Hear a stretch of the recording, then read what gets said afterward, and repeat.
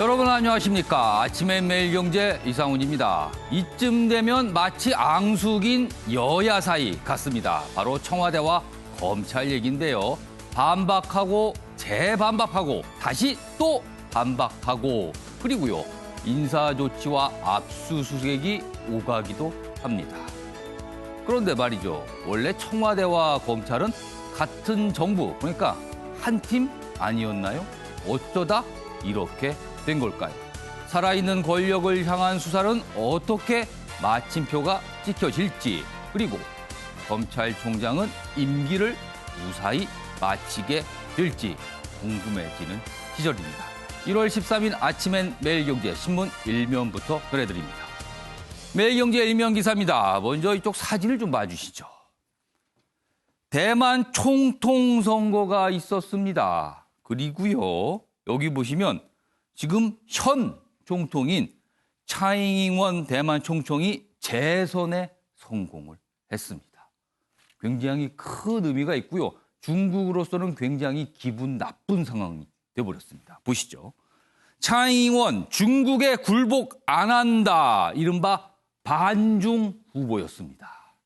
반중 성향으로 선거에서 압승을 거뒀습니다. 중국, 하나의 중국 원칙은 불변이다. 이렇게 얘기하고 있지만 이것이 과연 지금 유지될 것인가? 여러 가지 의문 제기가 있어요. 그리고 중국과 대만 관계 급속히 얼어붙고 있습니다. 다음은 한국일보입니다. 북한, 트럼프 친서 이미 받았다. 그런데 뭘 전달을 해주겠다고 설레발을 치는가? 이렇게까지 북한이 반응이 나왔습니다. 우리를 향해서요, 설레발 그만 치라고까지 막말을 퍼버댔습니다. 북미보다 심각한 한미 불통, 이렇게 된 겁니다. 그러니까 정의용 국가안보실장이 얼마 전에 미국을 다녀왔어요. 그리고 트럼프 대통령한테 어떤 얘기를 듣고 김정은 위원장의 생일 축하 메시지를 우리가 전달했다, 받아왔다, 이렇게 발표했거든요. 그런데 북한이 보란 듯이 성명을 냅니다. 이미 축하 친서 받았는데 무슨 소리냐, 이렇게 나온 겁니다. 북한과 미국 연락 통로 아직 모르는 듯 우리 보고 이렇게 조롱을 하고 있습니다. 우리 직거래하는데 모르지? 이렇게 얘기한 겁니다. 정부 중재 외교 생색내다 망신당했다. 이런 지적이 또 나오고 있습니다. 이번엔 조선일보 보겠습니다. 민원인 2시간 사이 보니까 0명 없습니다. 그만큼 한가하다는 거죠. 그런데 그 면사무소의 공무원은 18명. 3년 사이 또 늘었다는 겁니다. 광역자치단체 뺀 지방자치단체 74%가요. 2년 사이 인구가 32만 명 줄었는데 공무원은 더 늘었다고 합니다. 그럼 당연히 할 일이 없겠죠. 공공도서관도 이용객 2명에 안내직원 3명. 전국 곳곳에 공무원 포화 현상이 나타나고 있다. 수도권을 제외한 비수도권 지역 가면은 이런 현상이 목격되고 있다고 합니다. 자, 마지막으로 동아일보 보겠습니다. 이쪽에 있습니다. 12.16 부동산 대책 한 달 됐습니다. 이제 한 달 다 됩니다. 서울 아파트 거래는 5분의 1 토막이 났다. 거의 7정권에 육박하던 것이 지금은 1,300건 정도로 급격히 줄었다. 이렇게 됩니다. 대출 규제의 9억 초과, 아파트는 매매가 급감했다고 합니다. 그리고요, 재건축 아파트 값은 17주 만에 하락 반전했다. 그런데요, 저 끝에 보면 이런 내용이 있습니다. 매도자도 가격을 크게 내리지 않고 그다음에 매수자는 섣불리 사지 않는 눈치 싸움이 치열하게 전개되고 있다. 이런 상태죠. 이런 가운데 정부가 언제든지 강력한 추가 대책 낼 수 있다고 한 상황인데요. 지금 시장이 이런 모습을 보이고 있다는 내용입니다. 자, 지금까지 일면기사 짚어봤고요. 오늘도 네 분 패널 나오셨는데요. 한 분씩 소개해드리겠습니다. 먼저 정당에서 두 분이 나오셨습니다. 먼저 더불어민주당 소속인 김상일 시사평론가 오늘 자리하셨고요. 그리고 자유한국당 소속인 윤기찬 변호사 나오셨습니다. 그리고요, 시사평론계의 샛별 장유민 변호사 오늘도 자리하셨고요. 그리고 마지막으로 전곡 찌르는 기자 최경철 매일신문 편집위원도 나오셨습니다. 안녕하세요. 안녕하십니까.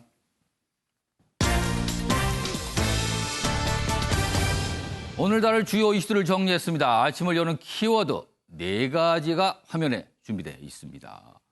먼저 핑퐁 게임. 청와대와 검찰 지금 뭔가를 주고받는데요. 국민이 보기에는 인상을 찌푸리게 하는 내용들을 주고받고 있습니다. 그리고 아빠 찬스냐 아니냐. 더불어민주당의 한 후보자 총선 도전 선언을 했죠. 그 인물을 둘러싸고 공방이 벌어지고 있고요. 그리고 찬물 학대 일어나서는 안 될 일이 일어나고 말았습니다. 듣도 보도 못한 이런 학대 모습도 있었습니다. 마지막 키워드는요. 오늘의 홍콩이 내일의 대만이다. 대만 분들 이런 위협감 속에 총통 선거에서 몰표를 몰아줬습니다. 자, 이렇게 4가지 키워드로 오늘 내용 정리했고요. 첫 번째 이슈는요. 청와대와 검찰 이 정도 사이면요. 여야가 서로 나를 겨누는 그런 모습 이상으로 가고 있습니다. 첫 번째 기사 보겠습니다. 청와대의 반박. 그러자 검찰이 재반박. 또 청와대가 다시 반박. 자, 이게 주말 동안 있었는데요. 그에 앞서서도 이런 모습 자주 봤습니다, 지금요. 어떤 수사 상황, 그리고 어떤 내용의 보도가 이루어지면요. 반박, 재반박, 다시 반박, 다시 입장 표명. 왔다 갔다 했죠. 또 그랬습니다. 압수수색을 놓고 그 적법성에 대해서 핑퐁 게임이 벌어졌습니다. 여기 보시면 휴일까지 사흘째 공방이 이어졌습니다. 이낙연 국무총리, 검찰 법 집행 절제돼야 이렇게 다시 한번 강조했습니다. 이낙연 국무총리는 지금 총리직을 그만두고 이제 정치권에 뛰어드는 게 시간 문제다. 이거 남아있죠. 며칠 안 남은 것 같습니다. 이런 입장까지 내보이기도 했습니다. 관련 기사 하나 더 있는데요. 보시죠. 청와대와 검찰 구체적으로 지금 어떤 핑퐁 게임을 했는지 좀 더 묘사하고 있습니다. 청와대 며칠 전에 검찰이 청와대 가서 압수수색 영장을 제시했죠. 그리고 압수수색하겠다고 했는데 사실은 불발이 됐어요. 청와대 쪽에서는 이거 문제가 있다 하고 거절을 한 거죠. 청와대 위법한 압수수색이다. 그러다 검찰 박근혜 정부 당시 청와대도 같은 방식으로 했다. 무슨 소리인가? 이렇게 나옵니다. 여기 보시면 청와대의 문제 제기는 이렇습니다. 검찰이 법원 판단도 받지 않은 임의 목록을 제시했다. 그리고 압수수색 영장에 굉장히 광범위하게 적어놨다. 이런 거는 압수수색이 될 수가 없다. 이렇게 광범위하면. 그리고 피의자를 무려 18명이나 기재해놨다. 뭐 이렇게 해서 불만 제기를 했어요. 그러면서 거절을 했거든요. 그러다 검찰 영장은 합법이다. 그리고 최소 목록만 제시한 거다. 그리고 2016년 10월 당시에도 똑같은 방식의 영장과 목록으로 압수수색을 했는데 무슨 소리냐. 이렇게 또 반박을 하는 겁니다. 자, 이 문제 이거 어떻게 판단해야 될까? 그러면은 과거 2016년 10월 한참 국정농단 사태가 심각하게 불었을 때냐요. 그때 압수수색이 있었는데 당시 박근혜 정부 청와대 경내 진입은 막았지만 자료는 내줬습니다. 뭐 이런 상황을 지금 묘사하고 있습니다. 이런 문제에 대해서요. 지금 뭐 이렇게 치열하게 가는데 지금 일단 이런 갈등 국면이 있거든요. 청와대와 검찰. 그런데 이와 함께 최근에 검찰의 인사 조치가 있었는데 후속적인 조치 뭔가 있을 수 있다는 얘기가 있거든요. 자, 다음 기사 보겠습니다. 검찰 직접수사부서 축소, 정권 수사팀 흔들어. 그러니까 청와대를 향한 수사를 하고 있는 그 수사팀이 뭔가 해체되는 분위기다. 이런 기사가 나와 있어요. 일단 직접수사부서를 축소할 수 있다. 이렇게 돼 있어요. 그래서 설날 전에 있을 것 같다. 그리고요. 중간 간부 인사도 있을 수 있다. 이 중간 간부라는 거는 직접 수사를 하고 있는 일선 검사를 말하잖아요, 지금. 그렇다면은 청와대를 향한 수사팀이 교체가 된다. 이런 의미가 됩니다. 그럴 땐 반발이 클 듯하다. 이런 얘기가 있습니다. 지금 기사 연속해서 3개 봤는데요. 심상치 않게 가고 있지요. 그럼 여기서요. 이런 내용에 대해서 분명 야당 뭐 가만히 있지 않겠죠? 뭐 여러 가지 논평을 통해서 반발하고 있는데 저희가 그 영상 간단히 하나 준비했는데 그 영상 확인해 보겠습니다. 얼토당토 않는 항명이라는 죄를 덮으시고 있습니다. 아니 지금이 조선조 봉건 시대입니까? 대한민국을 중세 시대로 끌고 가겠다는 겁니까? 추 장관이야말로 민심 항명을 하고 있습니다. 국민을 바보로 하는 나쁜 정권은 반드시 몰락합니다. 그것은 역사가 증명합니다. 문재인 정권은 그 몰락의 길로 달려가고 있습니다. 자, 청와대와 검찰의 공방 심상치 않습니다. 그리고 이게 사실은 지금 소개해드렸지만 이게 하루 이틀 된 얘기가 아니에요. 상당히 지금 최근 몇 달 사이 이어지고 있는 내용인데 사실 이거보다는요. 윤석열 검찰총장을 둘러싼 여러 가지 전망과 추측 많이 나오고 있거든요. 먼저 김상일 평론가. 네. 추미애 법무장관이 윤석열 총장의 최근 인사 관련 행동에 대해서 항명이라고 규정을 했습니다. 그리고 네.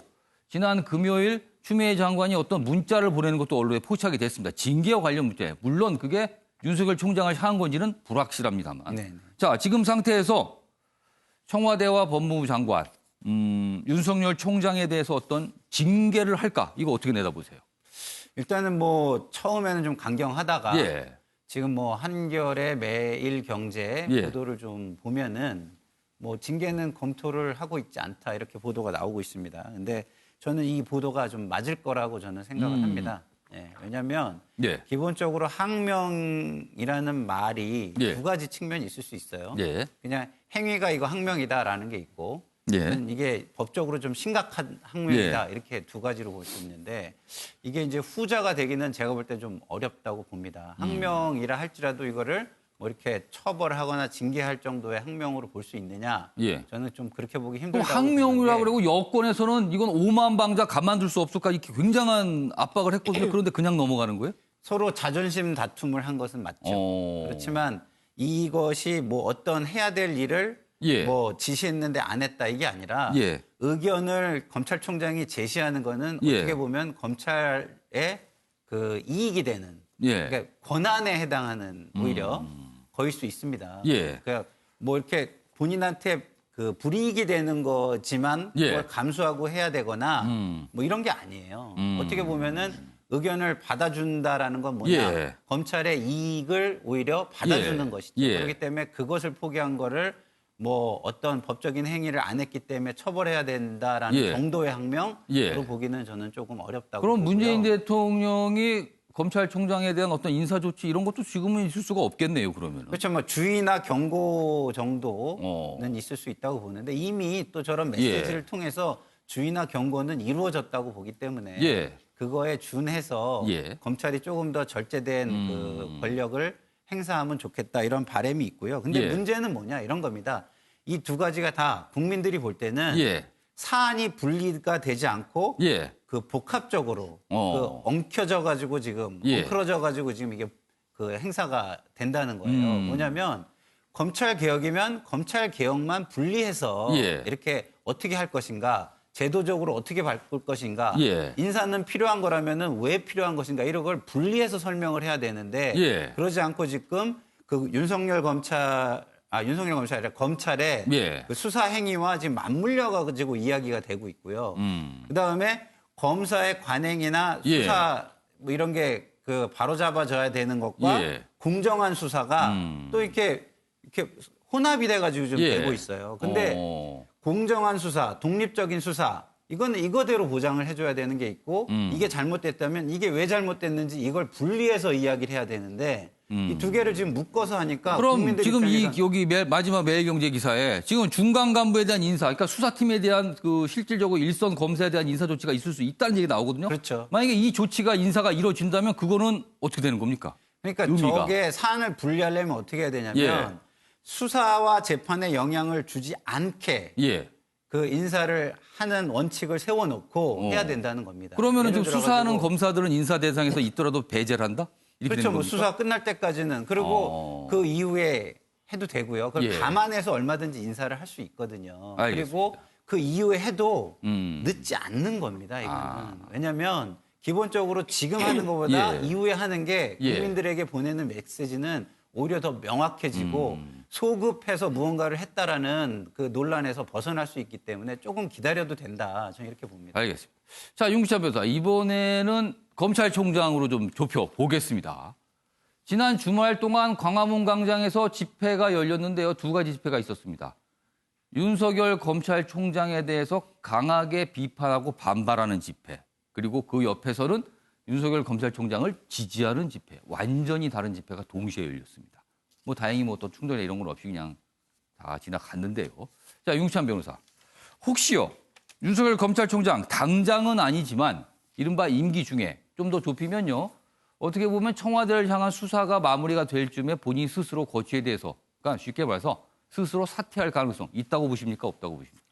저는 아직 없다고 봐요. 왜냐하면 또 그 검찰 관련 업무가 산적해 있는 것이 예.